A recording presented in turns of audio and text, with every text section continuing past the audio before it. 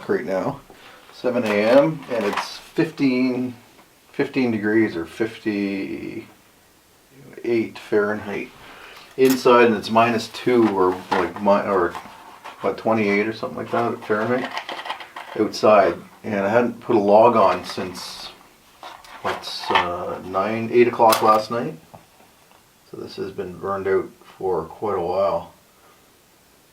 So I'm really happy with two things. First of all, this is the first heating season that I've had the walls chinked, all the joints filled in. And first time with the stove all properly maintained, all the gaskets changed, and that stone wall. So that stone wall does have a little bit of heat in it right now still. So I'm really happy with this. This is going to save me a ton of firewood this year.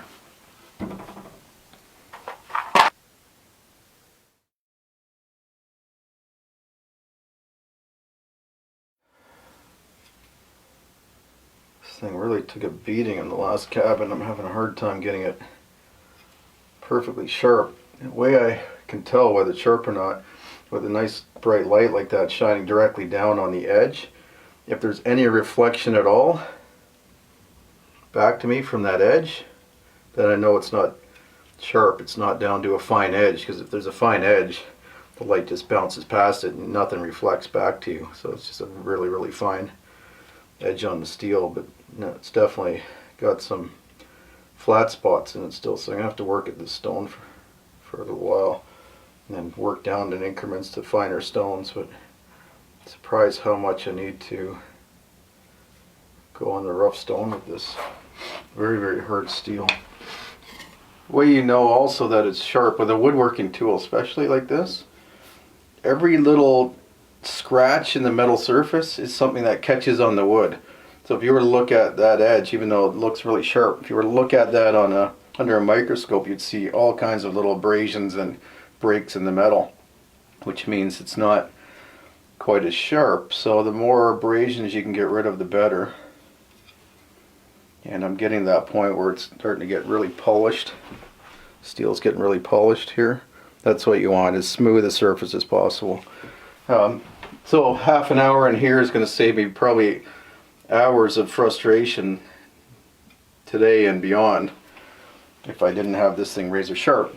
Problem is, I just missed an opportunity because a small flock of geese literally just flew over the cabin. By the time I got to the door, grabbed the shotgun, they were past. So could have had tonight's dinner if I was outside working right now, which is why I do have a shotgun outside with me when I'm working at this time of year during hunting season. It's last day of moose season today, which I don't expect to do anything about because it's too hard to get tags here. But it is small game season still, and deer season for bows is open, so I've got my bow here above me and I practice that every day. And if I see an opportunity or know that there's some deer coming around regularly, then I'll go out. But otherwise I'll wait till first week of November to go out and then spend the hunting up until first week of December. I'll keep hunting for deer with a bow. So in the meantime, I'm just trying to beat the snow here and get this sauna done, or at least get the sauna up to a point where I'm high enough above the snow that I can continue to work on it without being buried in snow or losing material. So this is getting pretty close. A couple more strokes on the strop, another strop to polish it up, and then I'm going to get outside and get working.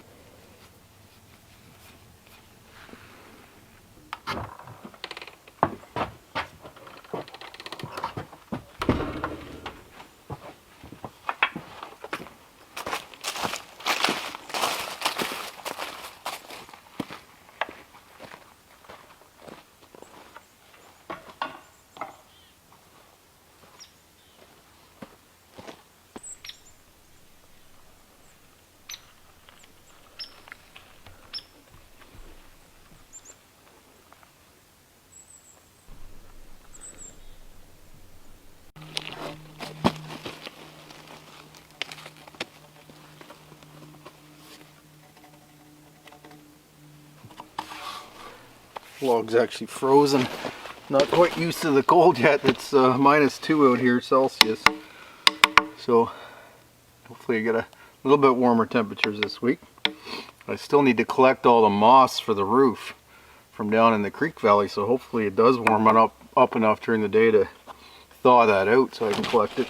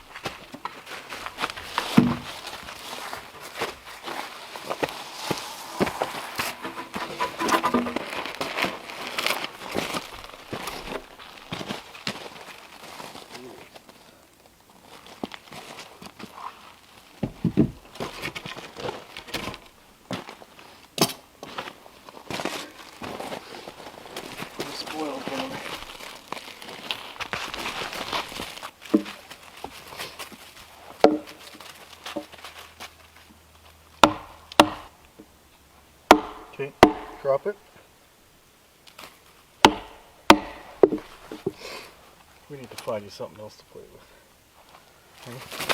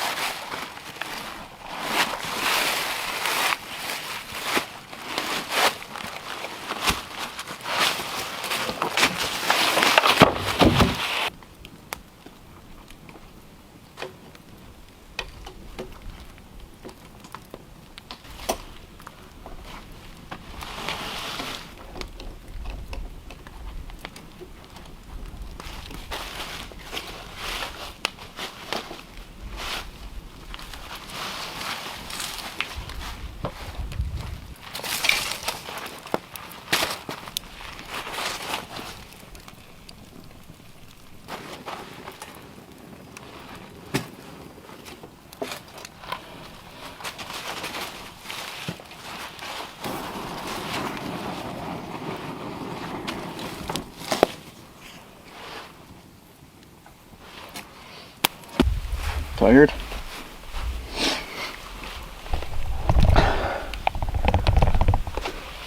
Such a long, another long, boring process charring the bottom logs here. So I'm doing 2 half logs on the south and the north sides, and then the 3 logs that run south to north.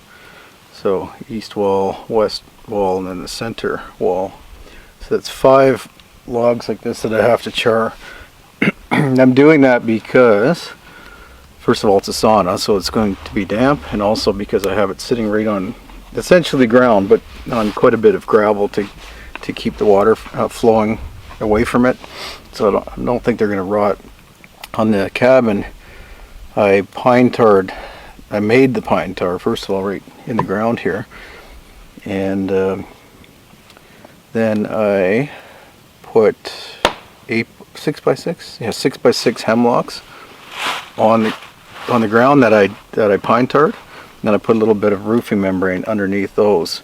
And then I built the cabin on top of that. Now, eventually those hemlocks will rot, but I'm not worried about it because I can just put rocks under there, or may even build a little rock foundation kind of thing. I mentioned in an earlier video here in this series about why I didn't put pillars in, or columns, or a full foundation, mainly because of the frost level here. I was reading a question somebody had, and I thought it was a pretty good question, asking what I would add, basically whether I would add 4-wheelers and snowmobiles and stuff like that, maybe even a power boat, and other conveniences, I guess. And I do put a lot of thought into that. In fact, my wife was saying, you know, why don't I get an ATV again so that I can bring the logs up and fetch firewood, go back into the forestry roads back behind here, and just explore more. And I am considering it. I have to decide what to do about that, whether I want to add those kind of things. So the problem is, here's what happened years ago.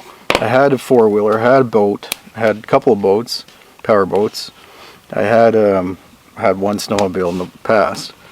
But what I found is that they kind of diminish my self-reliance instead of adding to it, meaning that I had to maintain those things. I had to pay for them initially, which means I needed to finance them with my time in order to work enough hours to be able to afford to buy those things. And then I found that just the maintenance and the worry and the inputs and everything to run those things were not necessary at that stage in my life, as I was trying to diminish or simplify my lifestyle and cut expenses. That was the main thing. So now that I'm back in a position where I can afford those things, the question is, do I add them? So an ATV, for example, would cost about $8,000 to get the one that I think would be good enough for me, and you know, probably new or fairly new, so that I don't have a lot of maintenance costs and time. Then I would probably insure it. Well, I would have to insure it if I was to go out on any of the roads, and put gas in it and oil and maintenance and all that kind of stuff. So the costs would end up adding up over time, of course, and I have to decide whether I think that's worthwhile or not. I think maybe it is. I think having, first of all, another form of even recreation, but more importantly, something to speed up the acquisition of firewood, to get back in those forestry roads to hunt, I think would be a major consideration. I've mentioned several times that it's hard to live in one place off the land because just the resources aren't typically in one spot.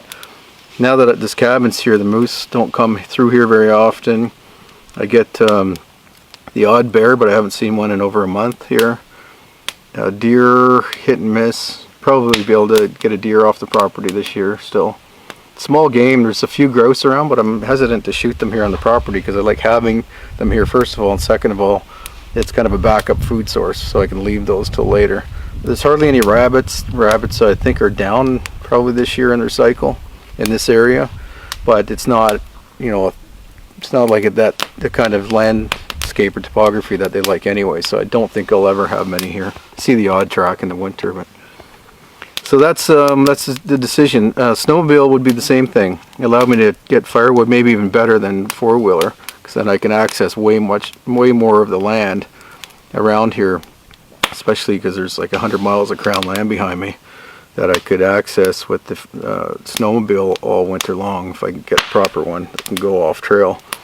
I can get into the back lakes for fishing, a lot better fishing, and just recreation, I guess, exploring. So something I'm considering. I'm not basing my decision on what you guys think, but just wondering what you do think about that, whether it's something you would do if you were living this lifestyle or not, and whether you think that's a good use of my time and money. Okay. At least she's got a pretty good idea of what I'm doing, but she still looks at me sometimes like I'm crazy, just talking away. Not sure if she thinks I'm talking to her right now or to you guys, but anyway, I better roll these logs over.